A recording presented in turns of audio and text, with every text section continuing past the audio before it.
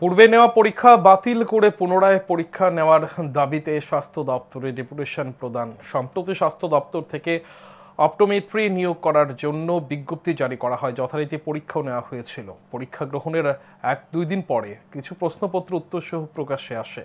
দেখা যায় এই সকল প্রশ্ন অপটোমেট্রি নিয়োগের জন্য যে পরীক্ষা নেওয়া হয়েছে সেই পরীক্ষায় এসেছে। এতে চাকরি প্রত্যাশীদের সন্দেহ হয়।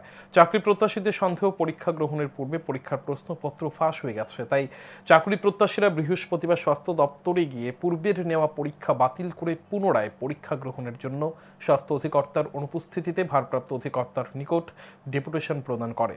ডেপুটেশন প্রদানের পর চাকরি প্রত্যাশীরা সংবাদ মাধ্যমের মুখোমুখি হয়ে গোটা ঘটনার বিষয়ে তুলে ধরেন।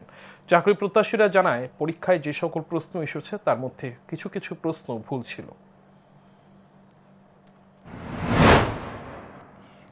আর আমাদের কিছু প্রশ্ন ছিল, প্রশ্নগুলো আমাদের মনে হচ্ছে রং এসছে, কিছু আনসারগুলো রং ছিল তার মধ্যে।